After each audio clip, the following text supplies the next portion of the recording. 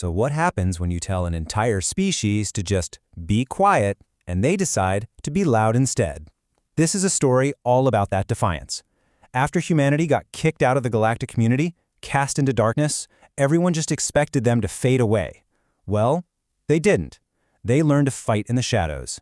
And this right here, this is the promise that kicks everything off. It's a vow from Commander Dax, the guy who basically architected humanity's roar. He wasn't a politician, not a king, just a soldier who flat out refused to let his people be erased. And with that one promise, he set the whole galaxy on a brand new, very violent course. All right, so how did we even get here? For years, humans were part of the unified Galactic Corp. You know, they were tolerated but never really truly accepted. Then, one day, a motion passed. No trial, no defense, nothing. Humanity was just expelled, a cold, calculated purge from the galactic record. And this is where the hypocrisy just gets so blatant. The Council claimed humans were too violent, but the very species leading that charge, they were the ones sanctioning slavery and calling it economic balance. Yeah, this was never about humanity's flaws, it was all about the Council's fear. So, back on a collapsing Earth, Dax started finding others like him. The broken, the forgotten, all the outcasts. He told them, "We're the only species that can turn pain into fuel," and he united them, not with some grand promise of revenge, but with a simple, powerful idea. You don't get to erase humans and expect us to just stay quiet.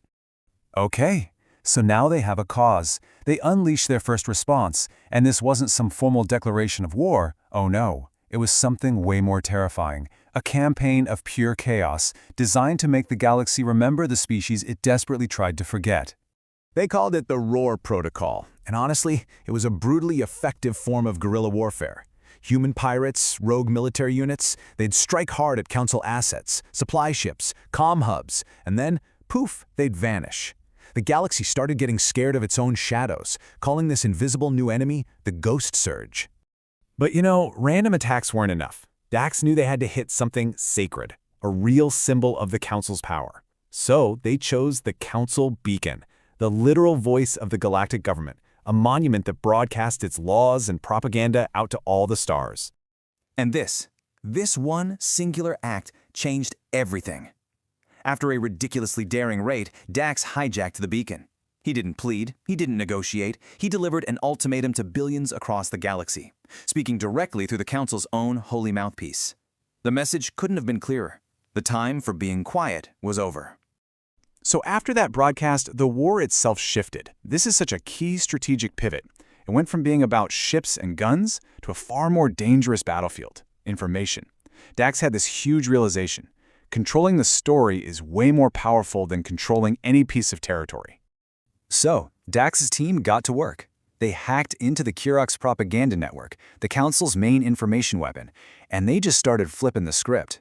Every single lie the Council broadcasted was immediately met with a painful truth, sent out on the exact same channels. And their strategy was just brilliant. They weren't just denying the Council's claims, they were completely reframing the entire narrative. Pirates became survivors, insurgents became refugees. Humanity was basically weaponizing the very truth the Council had tried so hard to bury. And guess what? It worked. Oh man, did it work. Doubt spread like a virus through the whole galactic community. Council pilots started defecting, allied alien worlds began to question the official story. Turns out, humanity's greatest weapon wasn't a dreadnought. It was just making the galaxy ask, "Hey, are we being told the truth here?"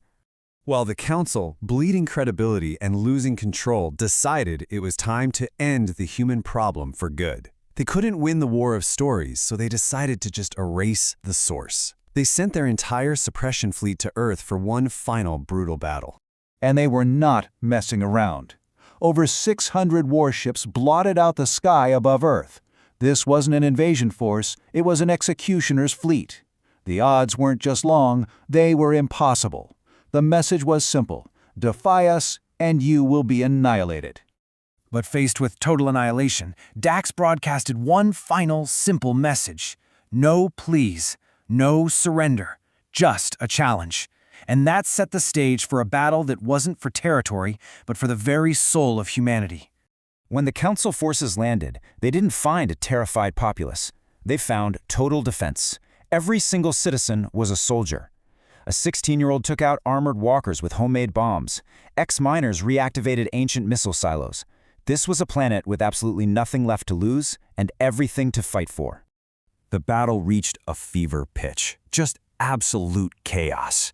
As a massive Council dreadnought prepared to destroy Earth's last communications hub, Dax made the ultimate sacrifice. He ordered a ramming course, punching his own flagship, the Ragnarok, directly into the enemy vessel in a blaze of fire and steel. And that one desperate act, it saved the tower, yes, but it also broke the Council's spirit. They had thrown everything they had at Earth, and Earth did not yield. The surviving Council ships didn't surrender, they just left, in silence. A stunning, unspoken admission of defeat. They could not break humanity's will to survive. But what comes after a war for survival?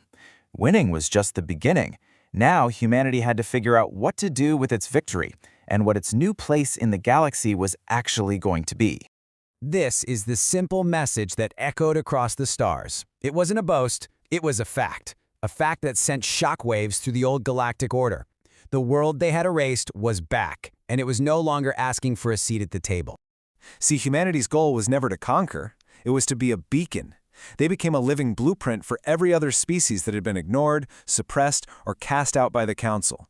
They were living proof that you didn't need the old system to survive. And then, someone else took notice. The Varn, an ancient, almost mythical species that had watched empires rise and fall for millennia without ever saying a word. For the first time in recorded history, they decided it was time to speak, and they wanted to speak to humanity.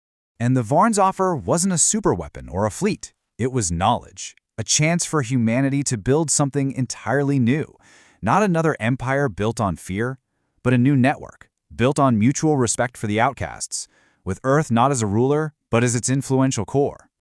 And really, that's humanity's ultimate legacy. They were supposed to be a forgotten footnote in galactic history. But by refusing to disappear, by choosing to be loud when everyone told them to be quiet, they became something eternal. They became an echo.